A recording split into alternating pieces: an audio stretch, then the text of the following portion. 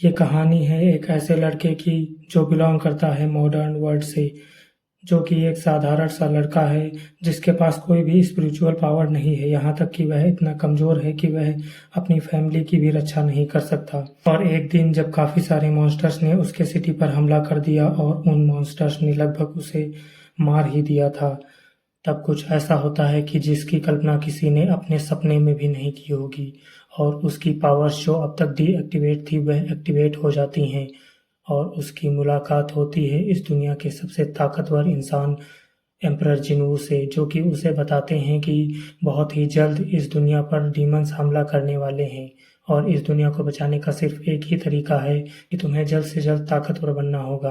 क्या किन्यू, जो अभी खुद को भी नहीं बचा सकता, वह एक ताकतवर कल्टीवेटर बन पाएगा? और क्या वह इस दुनिया पर आने वाले खतरों से खुद को और दुनिया को बचा पाएगा? अगर आप भी जानना चाहते हैं कि आखिर कैसे वह यह सब करेगा और उसे इसके दौरान किन किन मुश्किलों का सामना करना पड़ेगा, तो बने रहिए मेरे यानी एक्सप्लेनर भाई के साथ।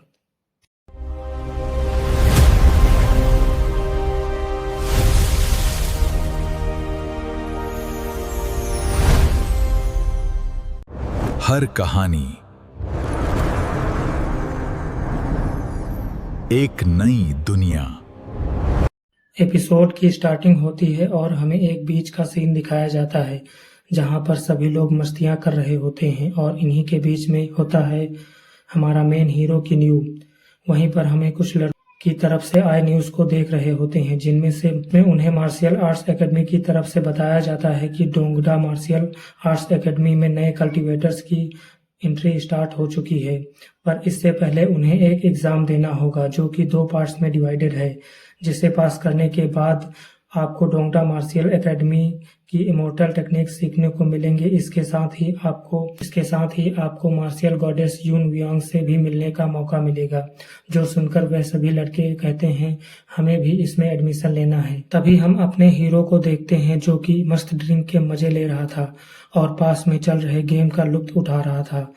तभी हम एक लड़की को देखते हैं जो कि वॉलीबॉल खेल रही होती है, पर अचानक वह जमीन पर गिर जाती है, जो देखकर बॉयज टीम का लीडर उसे ठरक भरी निगाहों से ताड़ने लगता है, जिसके बाद वह अपने खुराफाती दिमाग के इस्तेमाल करते हुए वॉलीबॉल को सीधा उस लड़की को टारगेट बनाते हुए गर्ल्स टीम की ओर फेंक देता है, जो बॉल तेजी से जमीन पर पड़ी लड़की की ओर बढ़ रही होती है, जो देखकर उसके टीम मेंबर्स बहुत परेशान हो जाते हैं।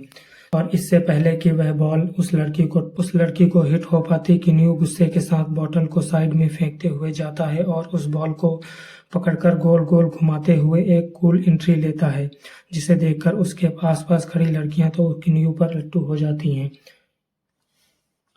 और कहती हैं यार ये कितना हैंडसम है, ये जरूर कोई कल्टीवेटर होगा। तभी किन्यू बॉयज टीम की ओर देखते हुए कहता है इन छोटी बच्चियों को परेशान करके तुम खुद को बहुत बड़ा 30 मार खां समझ रहे हो, अगर हिम्मत है तो मुझे हरा कर दिखाओ।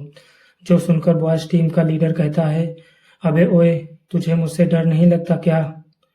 जिसके बाद इन दोनों टीम्स के बीच में फिर से मैच शुरू हो जाती है, जिसके बाद किन्यू गर्ल्स टीम की तरफ से खेल रहा होता है। पहले बॉल पास करने की बारी बॉयज टीम की होती है, तो बॉयज टीम का लीडर बॉल को किन्यू की टीम की ओर फेंकता है और वह बॉल को इतनी तेजी से फेंकता है जिसे देखकर ऐसा लग रहा था कि यह बॉल ना होकर एक टाइगर है, पर किन्यू इसे आसानी से हैंडल कर लेता है और इसी तरह मैच चलती रहती है और दोनों ही टीम अपना बेस्ट देती हैं। धीरे धीरे किन्यू की टीम बॉयज टीम पर डोमिनेट करने लगती है, जिसमें गर्ल्स भी किन्यू का पूरा साथ देती हैं और आसपास खड़े लोग किन्यू की टीम के नारे लगा रहे होते हैं और फिर फाइनली किन्यू की टीम बॉयज टीम को 1 पॉइंट से हरा देती है, जो देखकर बॉयज टीम लीडर को यकीन नहीं होता कि आखिर वह इन लड़कियों से कैसे हार सकता है, जो सोचकर वह किन्यू के अंदर कमियां निकालने के लिए उसे स्कैन करने लगता है। और फिर वह किन्यू से कहता है मुझे लगा कि तुम बहुत बड़े खिलाड़ी हो, पर ये क्या, तुम्हारे पास तो जरा सी भी स्पिरिचुअल एनर्जी नहीं है, इसके बावजूद भी तुम मुझसे पंगे ले रहे हो।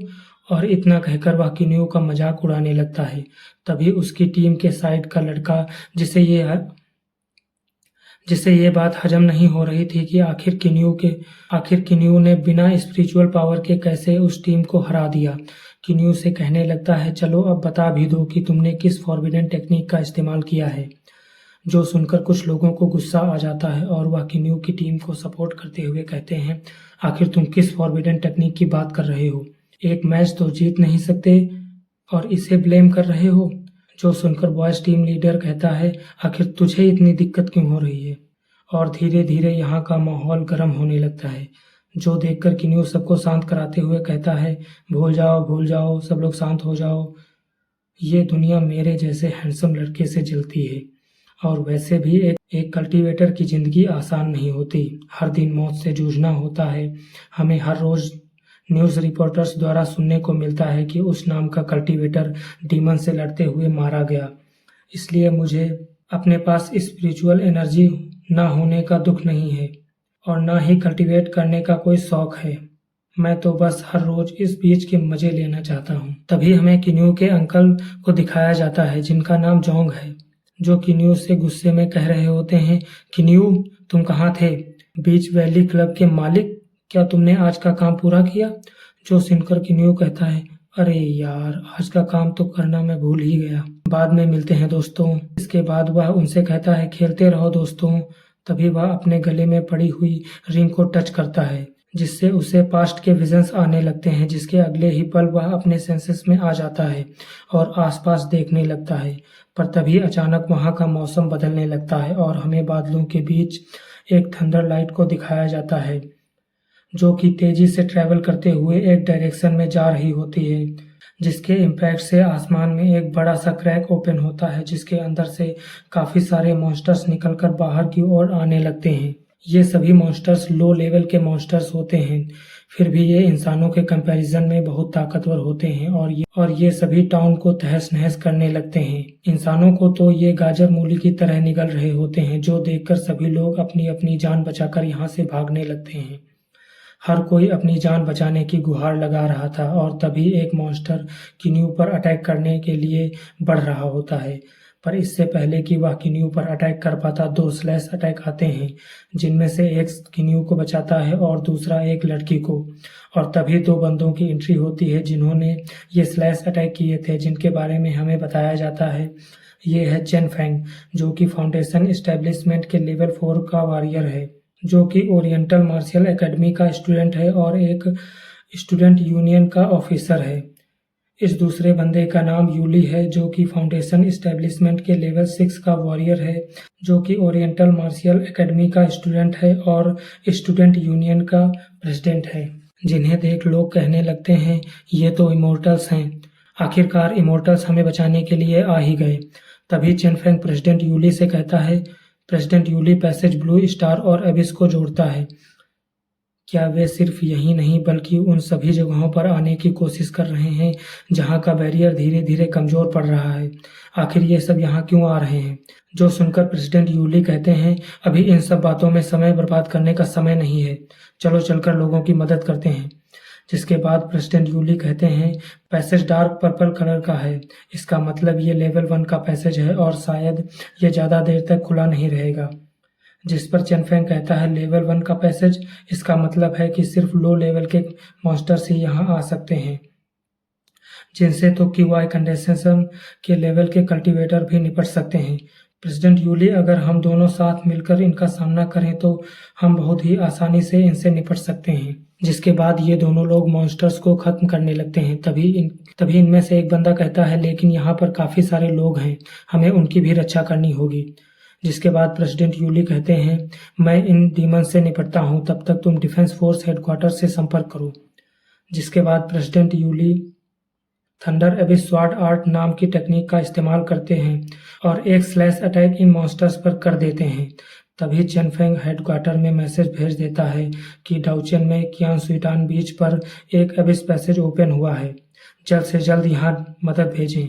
तभी हमें हेडक्वार्टर का सीन दिखाया जाता है, जिन्हें मैसेज मिल गया होता है, जो देखकर वह सभी को अलर्ट कर देते हैं और कहते हैं, जल्द से जल्द मदद के लिए पहुंचो। इसके बाद वह कहते हैं, इसे देखकर लगता है कि इसे खुले हुए अभी ज्यादा समय नहीं हुआ है।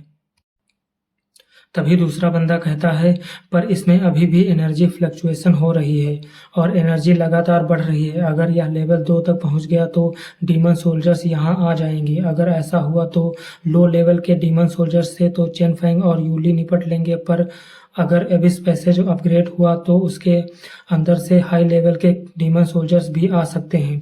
अगर ऐसा हुआ तो वे दोनों इस्टेब्लिशमेंट लेवल के कल्टीवेटर उन्हें हैंडल नहीं कर पाएंगे, और जिस हिसाब से ये एबिस पैसेज एक्सपैंड कर रहा है उस हिसाब से यह लेवल 3 तक भी जा सकता है। और तब अगर एक डीमन जनरल यहाँ आ गया तो उससे केवल एक गोल्डन कोर लेवल का कल्टीवेटर ही निपट सकता है। तभी डिफेंस फोर्स के हेड कहते हैं, हमारी सबसे नज़दीकी डिफेंस फोर्स यूनिट कहाँ पर है? जो सुनकर दूसरा बंदा चेक करते हुए बताता है, वे इस समय हैला माउंटेन में हैं और क्यांग बीच पर पहुंचने में उन्हें लगभग आधा घंटे के समय लगेगा। तभी एक बंदा चेन फेंग और प्रेसिडेंट यूली से कहता है, चेन फेंग और यूली ध्यान से सुनो, वहां पर जितने भी लोग हैं उन सभी को वहां से बाहर निकालो, और यदि यह पैसेज अपग्रेड हो जाए तो इसे हल्के में मत लेना। जो सुनकर चेन फेंग और प्रेसिडेंट हाँ में नोट करते हैं। तभी वहां पर एक लेट स्टेज के डीमन बोन जियाओ की एंट्री होती है, जिसे देखकर लोग इधर उधर भागने लगते हैं। जिसे देखकर प्रेसिडेंट कहते हैं ये एक बोन जियाओ आर्म के ग्रुप को भी कमांड कर सकता है। जिसके बाद वह उसे बर्फ में जमा देते हैं, पर वह उस बर्फ को बहुत ही आसानी से तोड़ देता है, और तभी हम उसे देखते हैं जो कि बहुत बड़ा होता है, जिससे टकराकर आसपास की बिल्डिंग्स भी टूटकर बिखर जाती हैं। तभी हम किन्यू को देखते हैं जो कि उसी बोन जियाओ की ओर देख रहा होता है, जिससे देखकर उसे अपने पास्ट के कुछ लगभग 10 साल पुराने विजन्स आने लगते हैं, जिनमें किन्यू और एक लड़की होती है जिसका नाम जेन होता है, जो कि मॉन्स्टर्स से बचकर भाग रहे होते हैं। तभी वह लड़की एक बिल्डिंग के नीचे आ जाती है और वह चिल्लाते हुए किन्यू से कहती है, यहाँ से भाग जाओ। तभी हम प्रेजेंट टाइम में किन्यू को देखते हैं जो कि कह रहा होता है, भाग जाओ। फिर वह तेजी से भागने लगता है। तभी हम अंकल जॉन्ग को देखते हैं जो अपने डैगर से मॉन्स्टर पर हमला कर देते हैं और किन्यू से कहते हैं, चलो यहाँ से। जिसके बाद ये दोनों लोग अपनी अपनी बोट पर सवार होकर यहाँ से निकल पड़ते हैं। पर तभी एक मॉन्स्टर पानी से निकलकर अंकल जॉन्ग पर हमला कर देता है, जिससे वह जमीन पर जाकर गिरते हैं और वह मॉन्स्टर उन्हें खाने ही वाला था। जो देखकर किन्यू अपनी बोट को घुमाता है और ले जाकर सीधा उसी मॉन्स्टर से टकरा देता है, जो दूर जाकर एक ब्लास्ट के साथ वहीं ढेर हो जाता है। जिसके बाद हम 3 मॉन्स्टर्स को देखते हैं जो अपनी आइस पावर से आसपास की चीज़ों को जमा रहे होते हैं, और जिनकी वजह से आसमान से आइस नीडल्स की बारिश हो रही होती है, और वो आइस नीडल्स जिससे भी टकराती उसकी बॉडी उसी पल नथिंगनेस में बदल जाती। और तभी एक आइस नीडल आकर सीधा किन्यू से टकरा जाती है, जिससे किन्यू जमीन पर गिर जाता है, और तभी एक मॉन्स्टर किन्यू के पेट पर हमला कर देता है, जिससे किन्यू के गले में पड़ी रिंग एक्टिवेट हो जाती है और उसके आसपास की सभी चीज़ें फ्रीज हो जाती हैं। ऐसा लग रहा था जैसे कि समय रुक गया हो, और किन्यू की बॉडी हवा में फ्लाई करने लगती है और किन्यू के बॉडी पर काफ़ी सारे पैटर्न्स बनने लगते हैं। जिसके बाद हमें किन्यू के सी ऑफ कॉन्शियसनेस का सीन दिखाया जाता है, जहां किन्यू होश में आते हुए कहता है, मैं कहाँ हूँ? जिस पर पास में बैठा एक ओल्ड मैन कहता है, तुम अपने सी ऑफ कॉन्शियसनेस में हो। जो सुनकर किन्यू कहता है, सी ऑफ कॉन्शियसनेस, यहाँ तो केवल एक कल्टीवेटर ही पहुँच सकता है, तो फिर मेरे जैसा एक साधारण सा लड़का यहाँ तक कैसे पहुँच सकता है? इसके अलावा मैंने कभी नहीं सुना कि एक इंसान के अंदर दूसरा इंसान रहता हो। आखिर तुम कौन हो? जिस पर वह ओल्ड मैन कहता है, छोटे बच्चे ध्यान से सुनो, मैं नॉर्थ का जिनू एम्परर हूँ, जिसके एक स्ट्राइक से तीनों रियलम की बुराई थर थर काँपती है। जिस पर किन्यू कहता है, अच्छा तो ये आप हैं। अगर आप इतने ही पावरफुल हैं तो आप मेरी सी ऑफ कॉन्शियसनेस में क्या कर रहे हैं? जिस पर एम्परर जिनू बताते हैं, 3000 साल पहले डीमन एंसेस्टर लुओ हु ने गॉड्स और डीमंस के बीच चल रहे युद्ध में डीमंस का नेतृत्व करते हुए ब्लू स्टार को तबाह कर दिया, और जब मानवता खत्म होने की कगार पर थी तब मैंने अपने 7 सेंसेस को सैक्रिफाइस कर दिया ताकि मैं डीमन सप्रेसिंग नेल का निर्माण कर सकूं। जिसके बाद मैंने डीमन एंसेस्टर लुओ हुआ को एबिस में सील कर दिया, और उसके बाद मैंने प्रीमोर्डियल बैरियर बनाया और सभी डीमंस को सील कर दिया। तभी हम डीमन एंसेस्टर लुओ हो को देखते हैं जो कि डीमन एम्परर जिनू से कह रहा होता है, जिनू बेवकूफ़ कहीं के, तुम्हें लगता है तुम 7 सेंसेस को सैक्रिफाइस करके मुझे कैद कर सकते हो? बस एक बार ये सील खुलने दे, उसके बाद मैं इस ब्लू स्टार को खून से नहला दूंगा। जिसके आगे एम्परर जिनू हमें बताते हैं, लेकिन 16 साल पहले डीमन सप्रेसिंग नेल का बैरियर अनस्टेबल हो गया, जिसकी वजह से डीमंस ने उनमें से एक नेल को डिस्ट्रॉय कर दिया और मेरी बची हुई सोल एक जिनू नेकलेस में बदल गई और उसी में रहने लगी। अगर आज तुम मरने की कगार पर ना पहुंचते और मेरी सोल के बचे हुए भाग को जागृत ना करते तो पता नहीं और कब तक मैं सोता रहता और कभी जागृत हो भी पाता या नहीं। जिस पर किन्यू कहता है, डीमन एंसेस्टर लुओ हो, आखिर ये सब क्या है? जिस पर एम्परर जिनू बताते हैं, अब मैं तुम्हें डीमंस के लेवल और उनकी पावर्स के बारे में बताऊंगा। डीमन एंसेस्टर लुओ हो डीमन प्रोगेनेटर रियलम पर है, जो एक बहुत ही ऊपर का रियलम है। जो सुनकर किन्यू कहता है, ओल्ड मैन, आपने डीमन एंसेस्टर लुओ हो से फाइट की थी, फिर तो आप बहुत ताकतवर हैं। जो सुनकर एम्परर कहते हैं, अभी तुम्हें सिर्फ क्यूआई कंडेंसेशन के बारे में जानना चाहिए। फिर वो आगे बताते हैं कि डीमन मिनियंस क्यूआई कंडेंसेशन के रियलम के होते हैं और demon soldier foundation establishment level के बराबर के होते हैं, और जो डीमन जनरल्स होते हैं वो गोल्ड कोर के बराबर के होते हैं। जिसके बाद वो कहते हैं, डीमंस ने अभी भी हार नहीं मानी है और अगले 10 सालों में वो सुपर अबिस पैसेज को खोल लेंगे, इसलिए तुम्हें अगले 10 सालों के अंदर डाइटी ट्रांसफॉर्मेशन रियलम पर पहुंचना होगा, तभी तुम इस दुनिया पर आने वाले खतरे से इस दुनिया को बचा सकते हो। जिस पर किन्यू कहता है, तो मुझे इस वक्त क्या करना चाहिए? जिस पर एम्परर जिन्यू कहते हैं, सबसे पहले तुम्हें जल्द से जल्द क्यूआई कंडेंसेशन के स्टेज 2 पर पहुंचना होगा और तुम्हें हाईएस्ट स्कोर लाना होगा ताकि तुम्हें ओरिएंटेशन मार्शल एकेडमी में एडमिशन मिल सके, जिसके बाद ही तुम 10 साल बाद होने वाली तबाही को रोक सकते हो। इसके बाद एम्परर जिन्यू किन्यू से कहते हैं, अब मैं तुम्हें अपनी थोड़ी सी स्पिरिचुअल पावर दूंगा जिसकी मदद से तुम इन डीमंस का खात्मा करो। उसके बाद हमें रियल वर्ल्ड का सीन दिखाया जाता है जहां बहुत सारे डीमंस ने किन्यू पर हमला कर दिया था, पर तभी किन्यू की बॉडी जोर से ग्लो करने लगती है और एक एनर्जी ब्लास्ट के साथ वो सारे डीमंस दूर फेंके जाते हैं।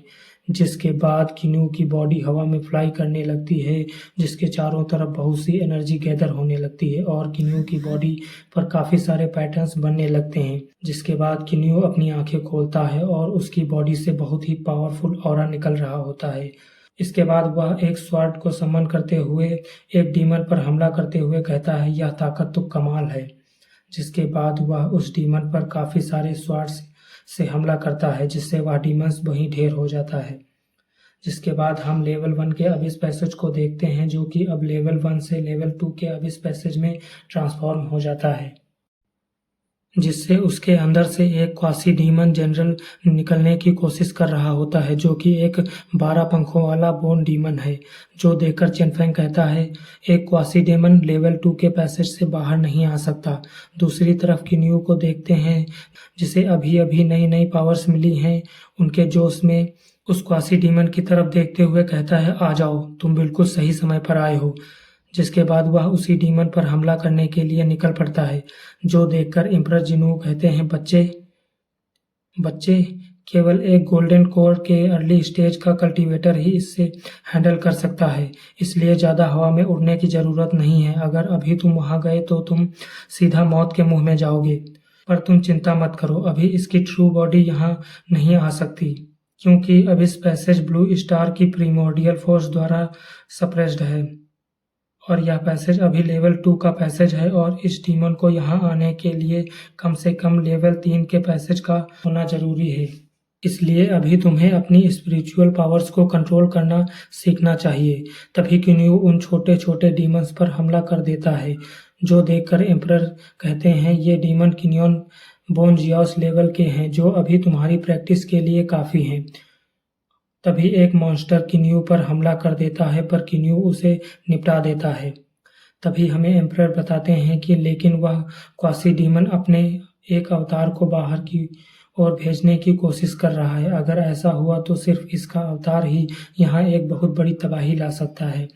तभी हम किन्यू को देखते हैं, जो कि बहुत ही कूल वे में उन डीमंस किन्योन का खात्मा कर रहा होता है। तभी हम उसी क्वासी डीमन को देखते हैं, जो कि अपने अवतार को यहाँ भेजने में अपनी पूरी ताकत लगा रहा होता है, जो कि एक लेट स्टेज का डीमन सोल्जर है।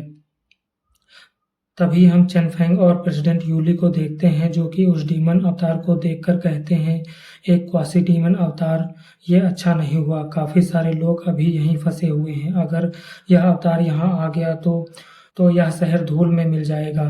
तभी चेनफेंग कहता है, वो यहाँ आ गया और अब हम कुछ नहीं कर सकते। तभी हम प्रेसिडेंट यूली को देखते हैं, जो अपना चश्मा उतारते हुए कहते हैं, भले ही हमारे जीतने के चांसेस ना के बराबर हों, फिर भी हम अपनी आखिरी सांस तक लड़ेंगे। तभी वहां पर किन्यू की एंट्री होती है, जो उस डीमन की ओर देखते हुए कहता है, मैं भी तुम्हारे साथ हूँ। और तभी वहां एक लड़की की एंट्री होती है और हमें पता चलता है कि इस लड़की का नाम यून वियांग है, जो कि एक half step nascent soul level की कल्टीवेटर है, जो कि एक मार्शियल गॉडेस है। तभी वह अपनी तलवार से इन डीमन किनियंस को गाजर मूली की तरह ऐसे काट रही होती है जैसे इनकी उसके सामने कोई औकात नहीं है। तभी हम उन 3 डीमंस को देखते हैं, जो एक साथ मार्शियल गॉडेस पर हमला कर देते हैं। पर मार्शियल गॉडेस तो बहुत ही कूल वे में काफी स्ट्राइक करते हुए उन डीमंस को निपटा देती हैं।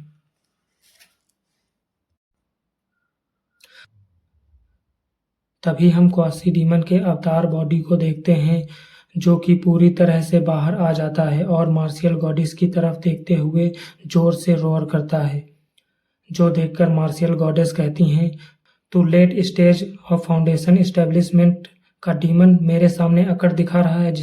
जिसके बाद वह अपनी ऑल थिंग फ्लोरिश नाम की तकनीक को परफॉर्म करने लगती हैं, जो देखकर चेनफेंग कहता है, ये तो ब्लू स्टार की ग्रेटेस्ट कल्टीवेशन आर्ट है, ऑल थिंग फ्लोरिश। जिसके बाद हम देखते हैं कि मार्शियल गॉडेस की इस तकनीक के परफॉर्म करने की वजह से वहाँ काफी सारे फूल खिलने लगते हैं। जिसके बाद उन फूलों की पंखुड़ियाँ उनके चारों तरफ घूमने लगती हैं। जिसके बाद वह काफी सारी एनर्जी गैदर करते हुए उससे क्वासी डीमन पर अटैक कर देती हैं, जिससे उस क्वासी डीमन में भी काफी सारे फूल खिलने लगते हैं।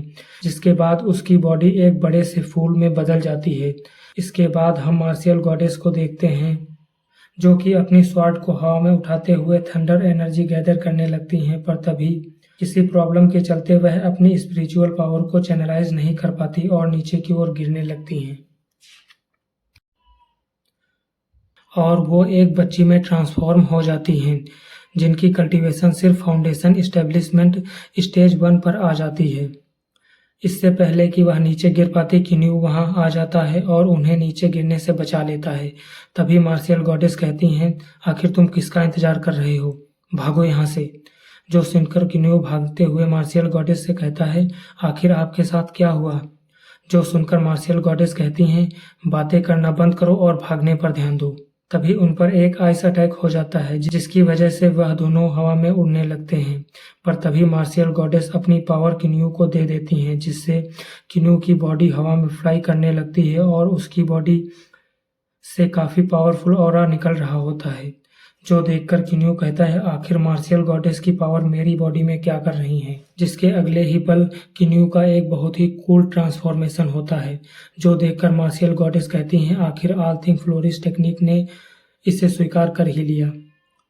इसके बाद किन्यू मार्शियल गॉडेस से कहता है, मार्शियल गॉडेस, अब आप सब कुछ मुझ पर छोड़ दीजिए, यह तकनीक बहुत ही पावरफुल है। तभी हम देखते हैं किन्यू ऑल थिंग फ्लोरिश बर्ड्स नाम की तकनीक का इस्तेमाल करता है, जिससे वहां पर काफी सारे गेहूं के पौधे उगने लगते हैं। फिर अगले ही पल वह सभी गेहूं की बालियां बिखर कर किन्यू की तरफ जाने लगती हैं।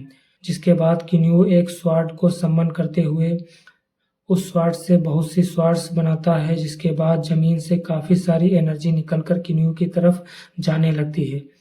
जिसके बाद हम किन्यू को देखते हैं, जिसके पीछे लाखों की संख्या में स्वॉर्ड्स मौजूद होती हैं और किन्यू के एक इशारे से उन सभी स्वॉर्ड्स ने क्वासी डीमन पर हमला कर दिया था, जो कि अभी भी मरा नहीं होता है। वो सभी स्वॉर्ड्स बिल्कुल बारिश की बूंदों की तरह उस डीमन पर बरसने लगती हैं और अगले ही पल वह डीमन खुद को सेल्फ डिस्ट्रक्ट करने लगता है। जो देखकर मार्शियल गॉडेस किन्यू से कहती हैं, जल्दी करो, वह खुद को सेल्फ डिस्ट्रक्ट कर रहा है। जो देखकर किन्यू जाता है और उसे एक जोर की लात मारता है, जिससे वह डीमन काफी दूर चला जाता है और फिर अगले ही पल जमीन पर गिरकर एक ब्लास्ट के साथ खत्म हो जाता है। जिसके बाद आसमान पूरी तरह से साफ हो जाता है और किन्यू भी अपने नॉर्मल फॉर्म में आ जाता है। इसके बाद किन्यू कहता है, हे भगवान, इसने तो लगभग मुझे मार ही दिया। तभी वहां पर डाउचेन डिफेंस फोर्स आ जाती है, जो सभी लोगों से कहने लगती है, जल्दी चलो। जो सुनकर मार्शियल गॉडेस किन्यू का हाथ पकड़ते हुए कहती हैं, चलो यहाँ से। और फिर वे दोनों लोग वहां से चले जाते हैं। और एपिसोड के लास्ट में हमें क्वासी डीमन को दिखाया जाता है, जो कि वहां पर पड़ा होता है, पर तभी उसकी आंख जलने लगती है। और इसी सस्पेंस के साथ हमारा आज का एपिसोड यहीं एंड हो जाता है। तो दोस्तों, मिलते हैं नेक्स्ट वीडियो में। तब तक के लिए अपना ख्याल रखिएगा और आपको मेरी एक्सप्लेनेशन कैसी लगी कमेंट बॉक्स में ज़रूर बताइएगा।